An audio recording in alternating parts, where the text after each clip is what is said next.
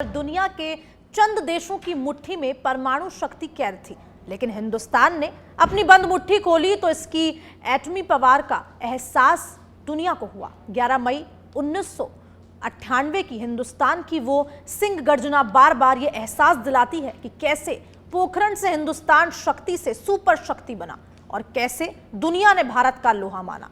आज भारत की इस सुपर शक्ति को 25 साल पूरे हो गए हैं और इन 25 सालों में कैसे ये संभव हो पाया, आज दिखाएंगे आपको इस खास पेशकश में।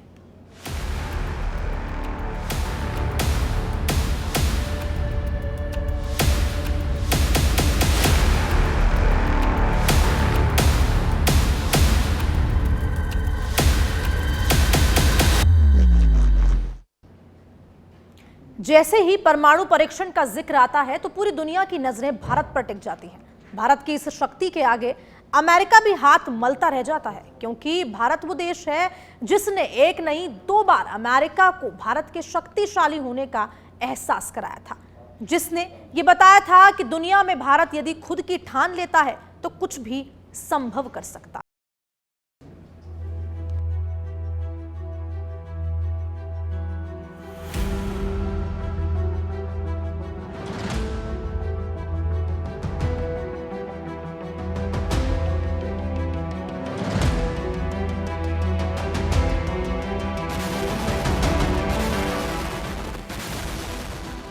मई 1998 ये वो तारीख है जो हिंदुस्तान के इतिहास में अमर रहेगी। ये वो तारीख है जब इतिहास के चेहरे पर राजस्थान की रेत गुलाल बनकर चमकने लगी। हिंदुस्तान उन गौरवशाली लम्हों को अपने इतिहास में दर्ज कर रहा था जब उसे परमाणु शक्ति संपन्न देश का दर्जा मिला। जब तत्कालीन प्रधानमंत्री अटल बिहारी वाजपेयी ने तत्कालीन प्रधानमंत्री लाल बहादुर शास्त्री के नारे जय जवान जय किसान को जय विज्ञान तक पहुंचाया। अभिनंदन होना चाहिए वैज्ञानिकों का, उन इंजीनियरों का जिन्होंने पोखरण में जो कुछ हुआ उसे सफलतापूर्वक करके दिखाया है। लेकिन ये सब हुआ कैसे? कैसे परमाणु परीक्षण का जिक्र आता है तो पूरी दुनिया की नजरें भारत पर टिक जाती थी? कैसे तत्कालीन प्रधानमंत्री अटल बिहारी वाजपेयी के नेतृत्व में इस पूरे ऑपरेशन को गुप्त रखा गया? कैसे खुद वाजपेयी की सरकार के मंत्रियों को भी इसकी भनक नहीं थी? और तो और अमेरिका भी आखिर कैसे हाथ मलता रह गया?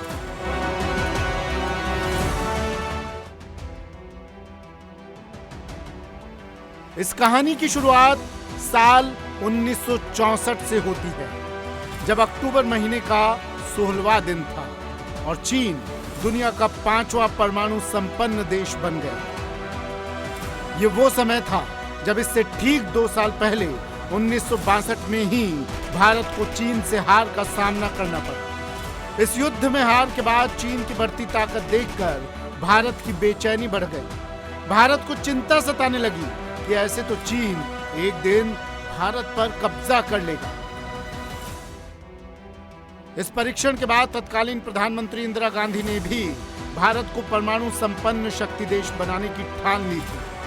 18 मई 1974 इतिहास की वो तारीख थी जब अमेरिका और दुनिया के बड़े बड़े देश इसे कभी भुला नहीं पाए। भारत ने राजस्थान के पोखरण में अपना पहला परमाणु परीक्षण किया और इस परीक्षण से दुनिया इतनी चकित रह गई थी कि किसी को यह समझ में ही नहीं आ रहा था कि क्या किया जाए। लिहाजा आनंद फानंद में कुछ देशों ने मिलकर NSG की शुरुआत की। इसका मकसद परमाणु हथियारों के प्रसार को रोकना था।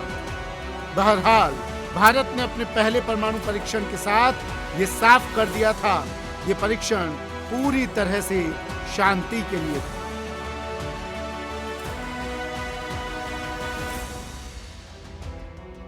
जब भारत ने खुद को परमाणु शक्ति संपन्न देश घोषित किया तो अमेरिका के लिए इससे भी बड़ी चिंता की बात यह थी कि आखिर उसकी खुफिया एजेंसियों और सैटेलाइट को इसकी भनक कैसे नहीं लगी। वियतनाम युद्ध के बीच हुए इस परीक्षण को लेकर अमेरिका तिलमिलाया हुआ था। इस परीक्षण का नतीजा था कि अमेरिका ने भारत पर कई प्रतिबंध लगा दिए थे, लेकिन तत्कालीन प्रधानमंत्री इंदिरा गांधी ने इन सभी को एक चुनौती के तौर पर स्वीकार किया था। इसके बाद समय निकलता गया। अमेरिका का झुकाव भारत से ज्यादा पाकिस्तान की तरफ था।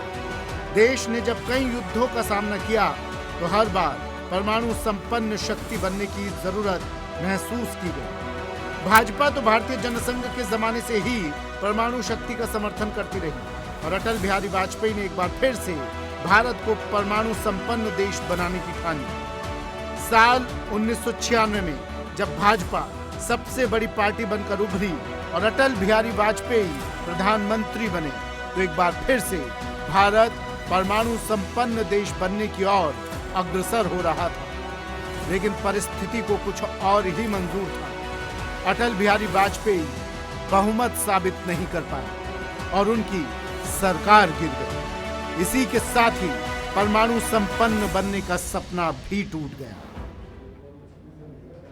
भले ही अटल बिहारी वाजपेयी की सरकार 13 दिन में गिर गई थी, लेकिन भारत को परमाणु शक्ति संपन्न देश बनाने का सपना अभी भी जिंदा था। मजबूत इरादे और वादे के साथ फिर से सत्ता में लौटी अटल सरकार ने एक बार फिर से पुख्ता तैयारी शुरू की और इसके लिए एक टीम भी तैयार की गई।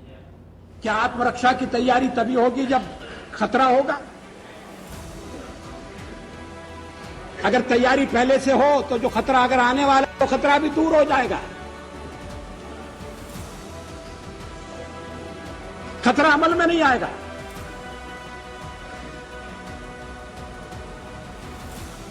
और इसीलिए हमने परमाणु परीक्षण करने का फैसला किया। हमारे कार्यक्रम का अंग है, उसमें लिखा हुआ है। लेकिन परीक्षण के साथ हमने यह भी ऐलान किया कि हम परमाणु हथियारों का प्रयोग करने में पहल नहीं करेंगे। No first use. हमने यह भी कहा कि जिनके पास परमाणु शस्त्र नहीं है, हम उनके विरुद्ध उनका उपयोग नहीं करेंगे।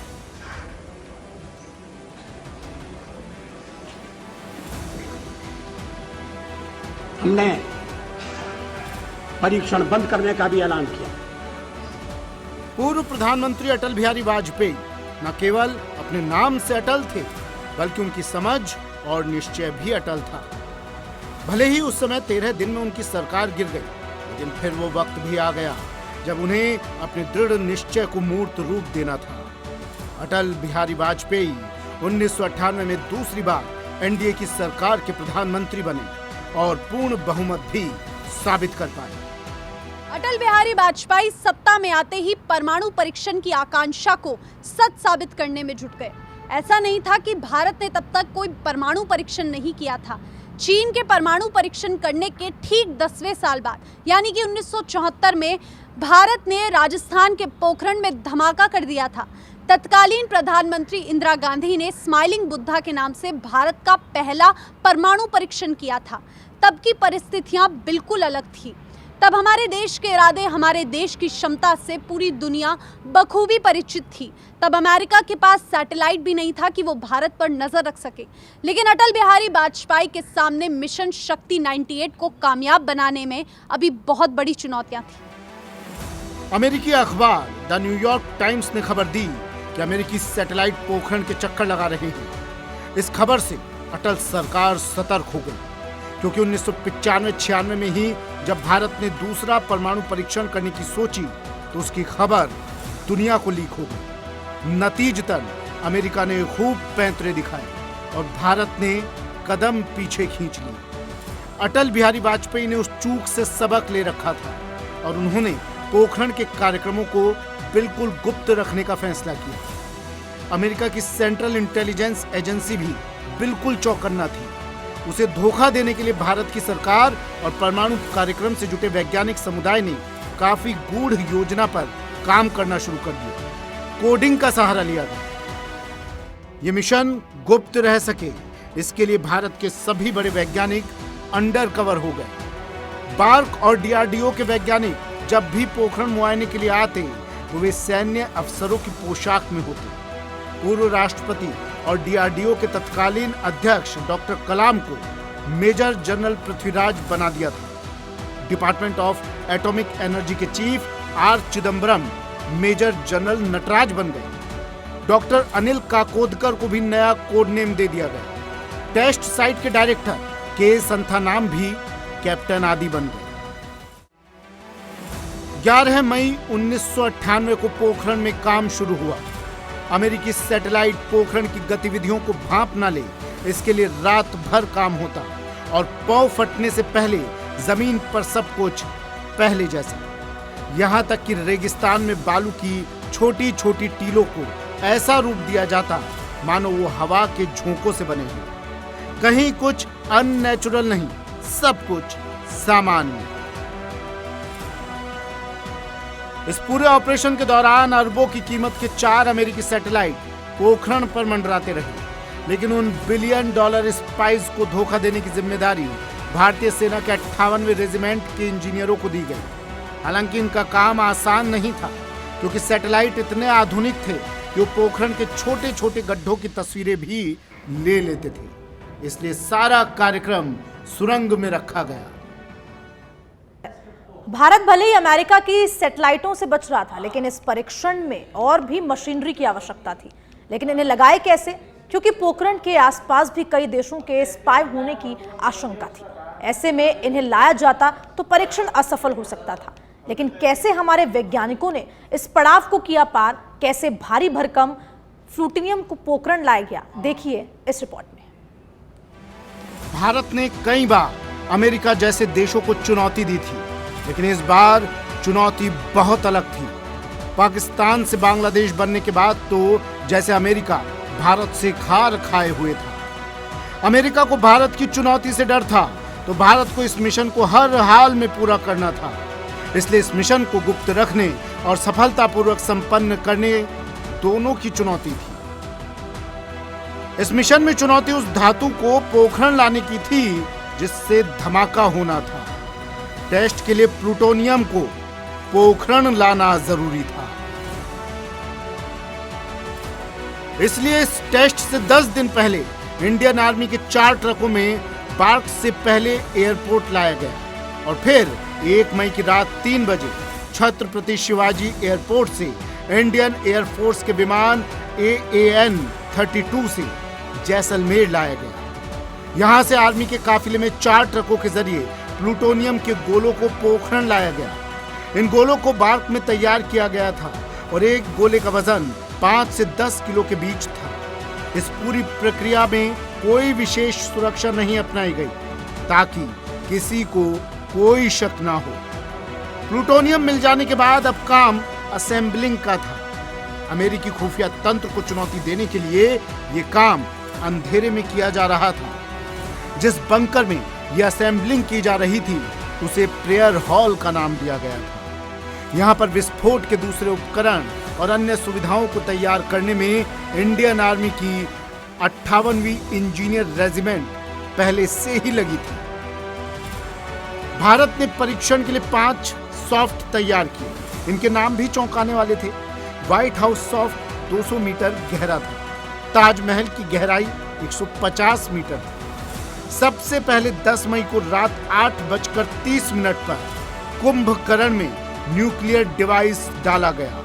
इसके बाद 11 मई को 4 बजे सुबह व्हाइट हाउस और 7:30 पर ताजमहल में डिवाइस डालकर सील कर दिया गया। अब टेस्टिंग होनी थी, लेकिन टेस्टिंग के कुछ घंटे पहले पोखरण में तेज हवाएं चलने लगी। इन हवाओं से रेडिएशन दूर तक फैलने की आशंका थी, इसलिए पूरी टीम की नजरें मौसम के मिजाज पर टिकी थी। दोपहर होते होते पोखरण का तापमान 43 डिग्री सेल्सियस तक पहुंच चुका था। आखिरकार 3 बजे हवाएं थम गई। 45 मिनट और इंतजार किया गया। फिर दोपहर बाद 3:45 पर तीनों टेस्ट कर दिए गए। हमारे ये विचार है कि जब परमाणु परीक्षण हुआ था उस वक्त मैं चश्मदीद था।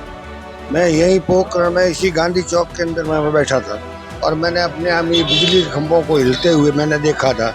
हम लोग दुकान से निकल करके बाहर निकले थे, हमको ऐसा महसूस हुआ कि यहाँ पर अपने आप में भूकंप आ गया है, लेकिन भूकंप नहीं था, वो परमाणु परीक्षण था। फिर आधी पौन घंटा के बाद में जब रेडियो से अनाउंस हुआ, जब हमें पता लगा कि यहाँ पर परमाणु परीक्षण हुआ है। परमाणु परीक्षण होने के बाद में बीमारियाँ खूब फैली, यहाँ पर बीमारियाँ खूब फैली, जिसके अंदर में प्रधान खुजली की बीमारी सबसे ज़्यादा फैली और कैंसर का रिपोर्ट तो अभी आज की तारीख में भी आ रहा है।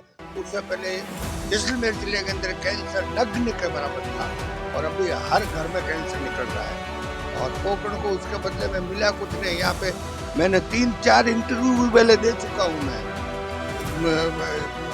ये पत्रकार लोग आए थे बाहर से, उनको मैं 3-4 इंटरव्यू भी यहाँ इसी जगह पर दे चुका हूँ और उन्होंने अपने आप में कहा था कि आपको क्या मिला? हमको कुछ नहीं मिला, नाम मात्र का एक परमाणु नगरी नाम नहीं मिला और कुछ नहीं मिला। जो हमारी रेलवे भी थी वो भी चली गई यहाँ से। इस परीक्षण के बाद भारत 24 साल में 2 बार दुनिया को चकमा देकर परमाणु विस्फोट कर चुका था। 2 दिन बाद 13 मई को भारत ने इसी जगह पर 2 और टेस्ट सफलतापूर्वक की और वो वक्त आया जब दुनिया को बताना था कि हमने कर दिखाया।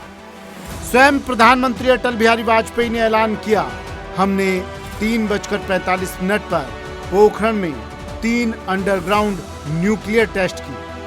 अमेरिका दंग रह गया। DRDO and DAE have effectively and efficiently coordinated and integrated their respective technological strength in the national mission to confront the country with the capability to vacate the nuclear threat. इस operation की सफलता पर America गुस्से से आग बबूला हो गया। अमेरिकी सीनेटर रिचर्ड शेल्बी ने CIA की असफलता पर खुलकर खींच निकाली। उन्होंने कहा कि CIA के इतिहास में ये बड़ी असफलता है। अमेरिका की खींच यहीं शांत नहीं हुई, उसने प्रतिबंधों की घोषणा कर दी।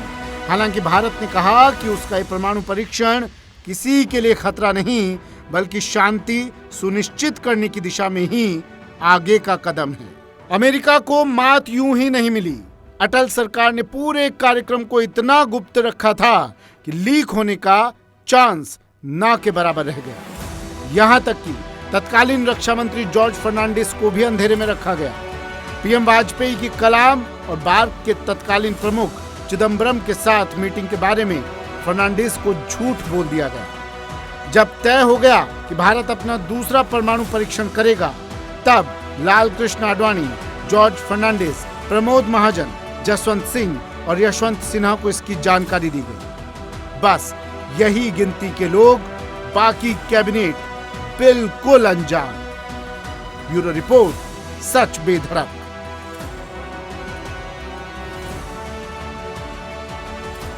अमेरिका को मात यूं ही नहीं मिली। अटल सरकार ने इस पूरे कार्यक्रम को इतना गुप्त रखा था कि लीक होने के चांसेस न के बराबर थे। यहां तक कि तत्कालीन रक्षा मंत्री जॉर्ज फडणवीस को भी अंधेरे में रखा गया। वाजपेयी की कलाम और बार्क के प्रमुख चिदम्बरम के साथ मीटिंग के बारे में भी जॉर्ज फडणवीस को झूठ बोला गया। जब ये तय हो गया कि अब भारत अपना दूसरा परमाणु परीक्षण करने जा रहा है, तब लाल कृष्ण आडवाणी, जॉर्ज फडणवीस, प्रमोद महाजन, जसवंत सिंह और यशवंत सिन्हा को इसके बारे में जानकारी दी गई। बस यही गिनती के लोग, बाकी पूरी कैबिनेट अनजान।